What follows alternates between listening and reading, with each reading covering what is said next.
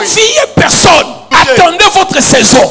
Quand votre saison arrivera, personne ne pourra l'arrêter. Cet homme, Mephibosheth, il était dans l'école royale. À 5 ans, on enseigne déjà au prince. On montre déjà au prince comment parler, comment se tenir, allure, comment marcher, comment manger à table. Déjà à 5 ans, on apprenait au prince ces petites choses. Et lui qu'on apprenait ces choses, du jour au lendemain, la vie a basculé. Lui qui mangeait dans le palais royal, lui qui marchait avec des cortèges, il est parti vivre à Lodébar, dans une maison vendue. Il n'avait plus de pieds. C'est ça la tragédie de la vie. On ne sait pas ce qui peut arriver demain. C'est pour cela, rendons toujours gloire à Dieu. Car nous ne savons pas. Celui que nous méprisons aujourd'hui, c'est qu'il deviendra demain. Celui que nous valorisons aujourd'hui, c'est qu'il va devenir demain. N'épouse pas un homme parce qu'il a l'argent. Il peut perdre le travail après votre mariage. N'épouse pas un homme parce qu'il a l'argent. Il peut perdre l'argent après votre mariage. Épouse quelqu'un parce que c'est dans la volonté de Dieu. N'épousez pas pour le bien matériel. Ça vient et ça part. Et ce jeune homme, vie a basculé. Entre-temps, celui qui était le fouillard, il est devenu roi. Il commence à réfléchir. Il pense. Il dit, mais quand j'étais un fouillard, quand je galérais, quand j'avais des difficultés, il y avait quand même quelqu'un qui m'a soutenu. Et dans 2 Samuel chapitre 9, il pose la question. N'y a-t-il pas quelqu'un dans la maison de Saul pour que je lui fasse du bien? Mais écoutez, cause de Jonathan, je vais faire du bien à cette personne-là, pas à cause d'elle, mais à cause de Jonathan. Parce que Jonathan, une fois son père voulait me tuer, il m'avait donné un signe. Il a dit, si tu vois telle chose, c'est que mon père a envoyé des gens pour te tuer.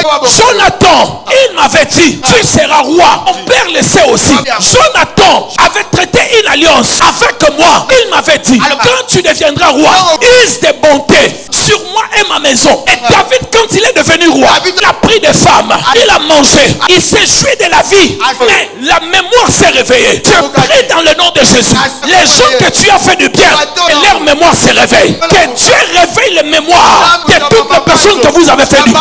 Si elles vous avaient oublié, cette année, Dieu réveillera leur mémoire. Et il dit, n'y a-t-il pas encore quelqu'un de la maison de Saul pour que je lui fasse du bien à cause de Jonathan? Vous remarquez cela?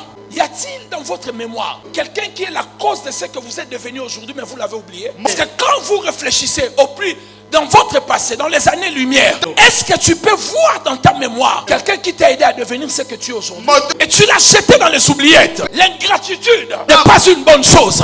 Est-ce que tu peux encore entrer dans ta mémoire, entrer dans tes souvenirs et dire que c'est à cause de cet homme que je suis ce que je suis aujourd'hui? Ou tu les as enterrés, maintenant que tu es élevé, maintenant que tu es béni, maintenant que tu n'as plus besoin de ces personnes. Faites très attention avec la vie. Au moment où nous croyons que nous n'avons plus besoin des gens, Dieu va pousser dans une situation extrême pour que les gens viennent faire quelque chose pour toi. La manière dont nous disons, moi seulement Dieu, c'est faux. Dieu nous a créés pour vivre dans l'interdépendance. Dieu ne nous a pas créés de vivre en cavalier solitaire. Nous devons être interdépendants. C'est le secret de la nature. C'est pour cela que Dieu ne nous donne pas tout pour que nous regardons aussi les autres. La Bible est remplie de mots les uns les autres. Aimez-vous les uns les autres. Soutenez-vous. Priez les uns les autres. La Bible est un livre des uns et des autres. Je suis le premier à vivre cette situation. J'ai dit, ah non, je n'ai plus besoin de cette personne. Jour Dieu m'a exposé à un problème. J'avais la caisse sous les pattes.